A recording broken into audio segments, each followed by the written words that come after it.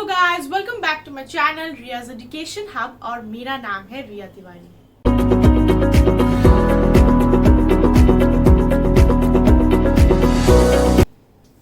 So this is the part 3 of the chapter the union legislature, जो है history civics किताब civics के portion से यूनियन लेजिस्लेचर। तो इसका part 3, part 2 and part 1 already मेरे चैनल पे डाला गया है, आप उसे पहले देख लें या फिर डिस्क्रिप्शन में भी उसका लिंक दिया है। उसके बाद आप पार्ट 3 में आए। सो आज हम करने जा रहे हैं powers and functions of the union parliament. Specifically parliament के क्या क्या फंक्शंस होते हैं। पहला है लेजिस्लेटिव पावर्स। सो पहले थोड़ा सा इंट्रोडक्शन दिया गया है। Parliament today is not a law making body only alone, it is a multi functional institution performing a variety of function. So ये सिर्फ लॉ मेकिंग बॉडी नहीं है, एक मल्टी फंक्शनल इंस्टीट्यूशन है जो बहुत सारे फंक्शंस वो निभाते हैं। But it is clear that the intention of the makers of the constitution was to make Lok Sabha a predominant chamber. जो मेकर्स के जो कॉन्स्टिट्यूशन के मेकर्स थे, उनका इंटेंशन था कि एक लोकसभा को एक प्रीडोमिनेंट चेंबर बनाया जाए। It was quite in harmony with the true spirit of democracy because members of the Lok Sabha are elected directly by the people, whereas Rajya Sabha represents the people in a indirect way. So अब आते हैं legislative powers में। पहला है matters in the union list and the concurrent list. The parliament has exclusive powers to make laws with respect to matters mentioned in the union list. Union list में जो जो matters आते हैं, parliament उसमें अपना कानून बना सकता है।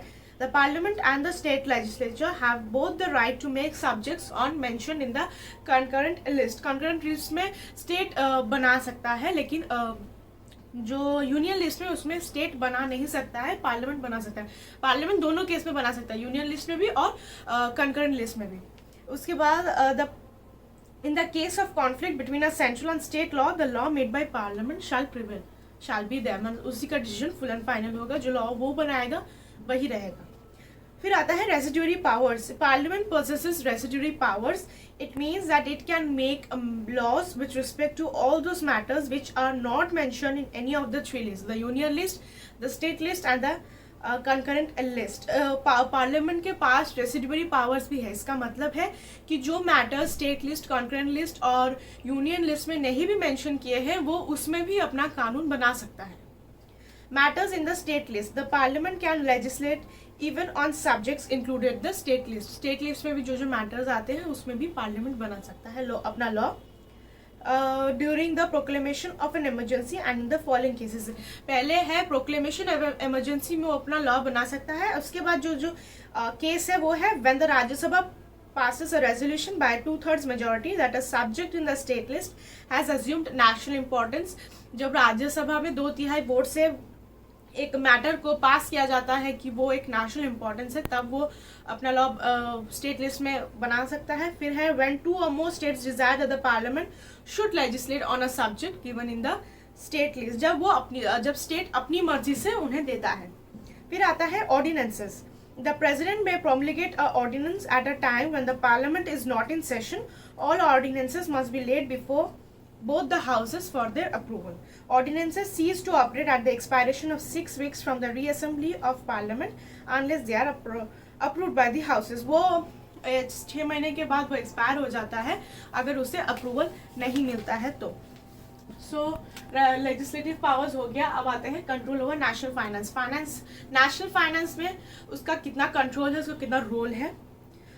Who holds the purse holds the power, said James Madison, the 4th president of the United States. Important नहीं है, ये जस्ट स्ट्रेस दिया गया है। जो पर्स जो जिसके पास पैसा रहता है उसके पास पावर भी रहता है। Control over the national treasury gives proof of the लोक सभा superiority. मनी बिल्स सिर्फ लोकसभा में ही पास किए जाते हैं या फिर लोकसभा में ही डिस्कस किए जाते हैं, राज्यसभा में नहीं किए जाते। तो इससे पता चलता है कि लोकसभा का कितना बड़ा रोल है। A money bill can only be introduced in the Lok Sabha. It is then transmitted to the Rajya Sabha for its recommendations. सिर्फ recommendations के लिए राज्यसभा में ट्रांसफर किया जाता है। The Rajya Sabha must return the bill to the Lok Sabha within a period of 14 days with its recommendations. The Lok Sabha is free to accept or to reject the recommendations made by Rajya Sabha in money matters. So Rajya Sabha को जब वो मिलता है money bill, सो उसको सिर्फ recommendation के लिए उन्हें भेजा जाता है और उन्हें वो 14 दिन के अंदर लोकसभा में वापस भेज देना है अपने रिकमेंडेशन के साथ। अब ये लोकसभा के ऊपर डिपेंड करता है कि वो उस रिकमेंडेशन को एक्सेप्ट करते हैं या फिर रिजेक्ट करते हैं। इट्स अब completely up to the Lok Sabha. As regards financial powers of the Union Parliament, mention may be made or of a few other provisions also. Budget. The Parliament passes the Union budget, which contains the estimates of receipts and expenditure of the Government of India in respect of financial year. The budget used to be presented in two parts, namely the railway budget and the general budget. But the budget 2017 was a departure from this practice because it included an estimate of income and expenditure on Indian Railways also.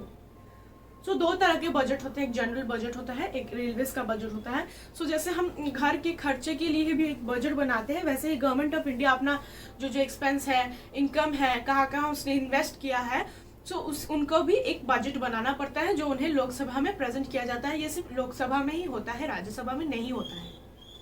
Estimates of the expenditure in the budget are shown in two parts: estimate charged on the consolidated fund of India and the sums required to meet other expenditure of the government. अब ये consolidated fund of India क्या है, ये हम chapter में बाद में देखेंगे। The expenditure charged on the consolidated fund of India includes the salaries and allowances of the President, Speaker, Deputy Speaker, Chairman, Deputy Chairman, judges of the Supreme Court and High Court. This expenditure does not require an annual vote of Parliament, but either House of Parliament is at liberty to discuss the estimates. उसके बाद आता है supplementary grants. If the amount authorized for the current financial year is found to be insufficient, the government make a fresh demand known as the supplementary grant. उसके बाद आता है vote on account. If the budget is not passed before the beginning of the new financial year, जो कि है April 1st, there would be no money for the executive to spend. अगर budget पेश नहीं किया जाता है तो उसके बाद हम स्पेंड ही क्या करें। अगर पैसे बजट नहीं रहता है, हमें पता नहीं है कि हमें कैसे खर्च करना है, कैसे कमाना है, तो हम कैसे अपना जो एक्सपेंडिचर है वो करेंगे। There is therefore a device known as vote on account which authorizes the executive to draw funds from the consolidated fund until the budget passed by the parliament. फिर आता है MPs, ministers and judges of the Supreme Court and High Court receive such salaries and allowances as may be determined by the parliament from time to time. जो MP है, ministers हैं और judges हैं, इनका भी salary parliament ही decide करता है। From time to time it can change also, it can increase also, it can decrease also. So control over national finance भी हो गया। अब हम आते हैं control over executive और administrative affairs. Administrative affairs भी है। The Constitution lays down that the Council of Ministers shall be collectively responsible to the House of the People. जो Council of Ministers हैं, जो President, जो Prime Minister के साथ और भी जितने Ministers ओथ लेते हैं, उन्हें Council of Ministers कहा जाता है। और ये collectively responsible होते हैं House of the People. Responsible मतलब अगर वो कोई भी क्वेश्चन पूछते हैं तो इन्हें उनका आंसर देना पड़ता है। The ministers continue in office so long as they enjoy the confidence of majority of members in the Lok Sabha. जब तक इनके पास मेजोरिटी है तब तक इनके पास पावर है, सीट है। फिर there are several devices or ways through which the parliament exercises control over the executive. पहला आता है question hour. In the first hour of a sitting in both houses is allotted for asking and answering of questions. जो पहला our होता है house में उसे question our कहते हैं। इसमें क्वेश्चन पूछे जाते हैं और उनके आंसर दिए जाते हैं। The purpose of the question is to obtain information on a matter of urgent public importance और to ventilate a grievance. Please remember the definition, the question definition and also the purpose of the question hour, why it is important and why, क्यों first में इन question our को ही मायने दी जाती है। The question hour keeps the ministers on their toes. It is a valuable protection against injustice and slackness on the part of the government. फिर आता है adjournment motion. Motion for adjournment furnishes the opportunity to censure the acts of omission and commission of ministers and administration. And adjournment motion pinpoints the failure of the government in the performance of its duties. जो adjournment motion होता है वो government के क्या क्या failures है उसे point करता है, पिन पॉइंट करता है, मतलब उसके सामने लेके आता है और उनके ड्यूटी में उनसे क्या क्या गलती हुई है, क्या क्या फेलियर्स उन्हें फेस करनी पड़ी है। It is moved only in the Lok Sabha, सिर्फ लोकसभा में ही इसे मूव किया जाता है, मतलब इसे पास किया मतलब होता है, डिस्कस होता है, राज्यसभा में नहीं होता है. The following are some of the subjects on which adjournment motions were allowed. क्या क्या है? Killing of a senior IPS officer in place of worship, and death of several persons due to the consumption of unlicensed liquor. Unlicensed liquor मतलब जो गैर कानूनी तरफ से जो शराब पी जाती है उसे. Censure motion and the no confidence motion. Censure motion may be moved against a group of ministers or an individual minister. एक group of minister के लिए भी move किया जाता है या फिर एक single minister, individual minister के लिए भी move किया जाता है. Expressing a strong disapproval of the policy or some deed. Adoption of the censure motion would result in the resignation of the government. अगर censure motion adopt किया जाता है तो इससे इसका result, इसका परिणाम ये हो सकता है कि वो government को अपना resignation देना पड़े. But a vote of censure against a particular minister has no such effect. Group of minister के अगर खिलाफ आप उसे मूव करते हैं तो उसका इफेक्ट बड़ा हो सकता है, गवर्नमेंट को रेजिग्नेशन देनी पड़ती है. अगर कोई इंडिविजुअल मिनिस्टर के ऊपर वो मूव किया जाता है तो उतना इफेक्ट नहीं होता है इसका. No confidence motion is moved by a member or leader of opposition. Mainly it's leader of opposition. If the motion is carried, the government has to resign. So ये दोनों बहुत ही इंपॉर्टेंट है. अगर सेंसर मूव किया जाता है फिर भी गवर्नमेंट को रिजाइन करना पड़ता है अगर वो ग्रुप ऑफ मिनिस्टर्स के खिलाफ मूव किया जाता है. सिंगल मिनिस्टर में ज़्यादा इफेक्ट होता नहीं है जैसे हमने पढ़ा, और नो कॉन्फिडेंस मोशन में भी रिजल्ट ये हो सकता है कि गवर्नमेंट को रिजाइन करना पड़े. Monetary controls. When the budget is under consideration, a cut motion may be moved. There are three types of cut motions. Parliamentary Committee on Public Accounts ensures that the public money is spent in accordance with Parliament's decisions. It examines reports of the Comptroller and the Auditor General of India. ठीक है, अब आते हैं amendment of the constitution. Control over executive और administrative affairs हो गया. अब हम आते हैं अमेंडमेंट ऑफ द कॉन्स्टिट्यूशन और the constituent functions. The bill to amend the constitution may originate in either house. It must be passed by each house by a majority of the total membership of the house as well as by 2/3 of the members. If an amendment bill seeks to make changes in some specified matter, it shall also require to be approved by at least half of the state legislatures. ठीक है. अब many provisions of the constitution fall under this act. बहुत सारे provisions इसके इस category में गिरते हैं, जैसे है distribution of legislative powers between the union list and the between the union and the states, that is the union list, state list and concurrent list. Representation of states in the union parliament. Such provisions protect states' rights and country's federal setup. It is important to remember that the Constitution Amendment Bill can be initiated only by Parliament and not a state legislature. State legislature में जो state के विधानसभा होते हैं उन्हें कहा जा रहा है, ये सिर्फ पार्लियामेंट में भी होता है. फिर आता है electoral functions. Amendment of the constitution हो गया, अब इलेक्टोरल फंक्शंस में हम ध्यान देते हैं. The parliament perform certain electoral duties also such as पहला है point number 1, elected members of the both houses of parliament and members of legislative assemblies elect the president of India. ये दोनों president of India को elect करते हैं. जैसे कि हमें पता है इलेक्टोरल का मतलब इलेक्ट, एक तरह से ये इलेक्ट भी आता है. सो नाम से आपको कर लेना है. अगर इलेक्टोरल फंक्शन आपको स्पेसिफिकली बोल देता है तो आपको आपके माइंड में स्ट्राइक होना चाहिए पहला ये वर्ड इलेक्ट. ठीक है. फिर आता है the vice president is elected by the members of both the houses of parliament which is Rajya Sabha and Lok Sabha. The speaker is elected by the Lok Sabha from among its members by simple majority of members present and voting. Speaker भी इसी तरह elect होता है. Vice president तो already both houses of parliament से elect होते हैं. Judicial powers, उसके बाद आता है इलेक्टोरल के खत्म होने के बाद आता है जुडिशियल पावर्स और the judicial functions. The president can be removed from his office by impeachment. A resolution accusing the president may be initiated in the house of parliament.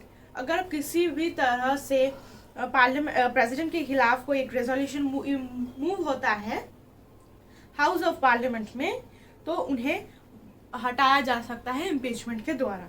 It must be passed by majority of not less than 2/3 of the total membership of the house. The charge should then be investigated by the other house. पहले resolution पहले जो house में वो उसे move किया गया है उसमें पहले वोटिंग होगी जो कि 2/3 से ज़्यादा होनी चाहिए या फिर 2/3. उसके बाद नेक्स्ट हाउस में उसे इन्वेस्टिगेट किया जाएगा. If the other house finds the president guilty, the impeachment succeeds and the president is removed from his office. फिर आता है a judge of the Supreme Court or High Court cannot be removed by the president except on a joint address by both houses. जो supreme court के या फिर high court के जज है उन्हें भी हटाया नहीं जा सकता है प्रेसिडेंट के द्वारा जब तक ना दोनों हाउस एक ज्वाइंट सीटिंग में बैठे और उसका डिसीजन ले। दोनों हाउस को एक साथ बैठना पड़ेगा, जो कि है joint address bye both the houses. Such an address has to be supported by a majority of the membership of that house and by a majority of not less than 2/3 of the members of that house present and voting। present है और voting में। The parliament may punish a person for obstructing the work of parliament or showing disrespect for the house। Parliament उस व्यक्ति को भी punish कर सकता है जो कि हाउस के प्रति अपने डिसरिस्पेक्ट दिखा रहा है, अपमान दिखा रहा है, और अगर पार्लियामेंट के काम में उसे ऑब्स्ट्रक्ट कर रहा है, मतलब ऑब्स्टिकल्स पैदा कर रहे हैं, उसे रोक रहे हैं। फिर आता है कुछ और भी कुछ अदर्स पावर्स एंड फंक्शंस है। जुडिशियल फंक्शन के बाद और भी कुछ अदर पावर्स एंड फंक्शंस है, जो कि है it can make laws regarding the composition and powers of the Supreme Court। Parliament may establish a common high court for 2 or more states। The present Parliament may alter the boundaries of the state, जो पहले chapter के पहले ही हमने देखा था। फिर आता है Parliament is a supreme forum where people through their representatives seek to ventilate their grievances or desires। फिर आता है privileges और immunities of members of Parliament। immunities मतलब जो उन्हें privileges दिए जा रहे हैं, जो उन्हें benefits दिए जा रहे हैं। पहला आता है freedom of speech. The constitution lays down that there shall be freedom of speech in parliament. सबको अपनी बात रखने की पूरी तरह से छूट है, पूरा अधिकार है। No member shall be liable to proceedings in any court for anything said और any vote given by him in the parliament. Court में कोई भी पिटीशन फाइल नहीं होगा उनके खिलाफ, उन्हें पूरी तरह से छूट है अपनी बात रखने की। From freedom from arrest, the MPs enjoy freedom from arrest during the continuance of the session of the House and during a period of 40 days before and after such session. This immunity is confined to arrest only in civil cases. We have power to regulate the affairs of the House. Each House of the Parliament has the power to regulate the internal affairs। जो internal affairs of the House है उन्हें भी वो regulate कर सकते हैं MPs। To exclude strangers from the galleries at any time। कोई भी stranger उस हाउस में ना घुस पाए, ये भी देख सकते हैं। To punish members and outsiders for contempt of the house. जो हाउस को डिसरिस्पेक्ट दिखा रहे हैं उन्हें भी वो पनिश कर सकते हैं। सो ये हो गए पावर्स और functions of in union parliament. अब हम ध्यान देंगे exclusive powers of the 2 houses. So now let's take a look on the exclusive power of both the houses. पहले हम लोकसभा के बारे में डिस्कस कर लेंगे, उसके बाद हम राज्यसभा में आएंगे। तो पहला लोकसभा में जो है वो है financial matters. A money bill, जैसे कि पहले ही हमने पढ़ा है, a money bill can be introduced only in the Lok Sabha. फिर money bill after it has been passed by the Lok Sabha is sent to Rajya Sabha for its recommendations. और राज्यसभा को उस मनी बिल को अपने रिकमेंडेशन के साथ 14 दिन के अंदर लोकसभा में वापस भेजना है। और लोकसभा कम्प्लीटली लोकसभा के ऊपर है कि वो रिकमेंडेशंस को अपने लेंगे, एक्सेप्ट करेंगे या फिर रिजेक्ट करेंगे। If bill is not written within 14 days of its received, it shall be deemed to have been passed by the both houses। अगर कोई कारणवश राज्यसभा वो नहीं भेजते हैं तो ये पास कर दिया जाएगा कि वो दोनों हाउसेस से सहमति से वो पास किया गया है। फिर लोकसभा में एक्सेप्ट और reject any of the recommendation, जो मैंने पहले बताया। और the Lok Sabha only has power to vote on the demands for grants, that is the grants for various ministers under the budgets for government of the India. जो salaries ministers को मिलेंगे उनके बारे में वो लोकसभा डिसाइड करता है। तो बजट में कितना सैलरी कितने को जाना चाहिए। फिर आता है responsibility of the council of ministers. The Union Council of Ministers is collectively responsible to the Lok Sabha. An important function of the Lok Sabha is to make and throw out governments. The ministers continue in office so long as they enjoy the majority। जब तक उनके पास majority है, तब तक उनके पास seat है, तब तक उनके पास पावर है। फिर आता है no confidence motion against the council of ministers can be moved only in the Lok Sabha. सिर्फ लोकसभा में ही नो कॉन्फिडेंस मोशन मूव किया जाता है। If the motion is passed, it implies loss of confidence and the Prime Minister has to submit his resignation of his Council of Ministers। फिर आता है अगर नो कॉन्फिडेंस मोशन पास हो जाता है अगर, तो वो प्राइम मिनिस्टर को अपना रेजिग्नेशन, अपना इस्तीफा सबमिट करना पड़ेगा और उनका काउंसिल ऑफ मिनिस्टर्स के साथ। अगर प्राइम मिनिस्टर रिजाइन करेंगे तो काउंसिल ऑफ मिनिस्टर्स भी रिजाइन करेंगे। An adjournment motion is one of the ways through which the Lok Sabha exercises control over its members। it is moved only in Lok Sabha because it indicates a strong disapproval of the policy of the government. फिर आता है censure motion is also moved in the Lok Sabha. मैंने पहले ही बताया वो लोकसभा में ही move होता है. it is different from no confidence motion. It can be moved against an individual minister or a group of minister. individual minister के खिलाफ भी मूव किया जा सकता है या फिर group of ministers के खिलाफ. individual में ज़्यादा कुछ इफेक्ट होता नहीं है, as I told you earlier. फिर अगर काउंसिल ऑफ मिनिस्टर के बारे में किया जाता है तो उन्हें भी रिजाइन करना पड़ता है. In other word, censure motion should specify the policies और acts that are being censured. A motion of no confidence did not record the grounds of which it's based. Censure motion को बताना पड़ेगा कि वो मतलब कौन से बेसिस पे वो सेंसर मोशन मूव कर रहे हैं, लेकिन नो कॉन्फिडेंस में ऐसा नहीं होता है. सो ये है difference between censure motion and no confidence motion. फिर आता है joint sitting of both the houses.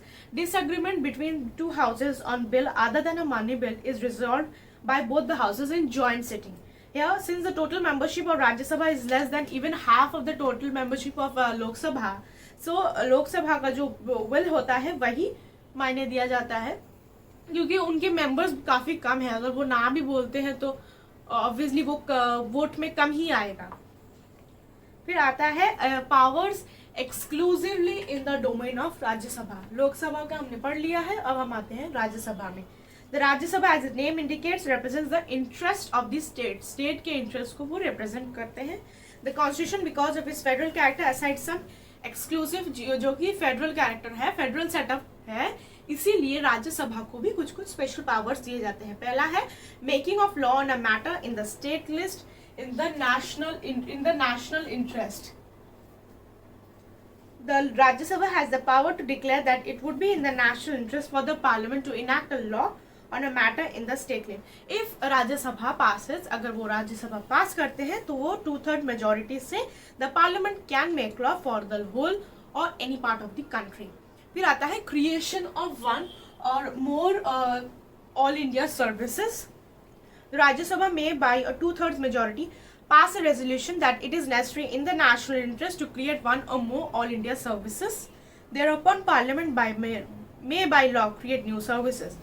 This power of the Rajya Sabha is also in keeping with the federal character of the constitution. Federal character को मद्देनजर रखते हुए ये power राज्य सभा को दी गई है.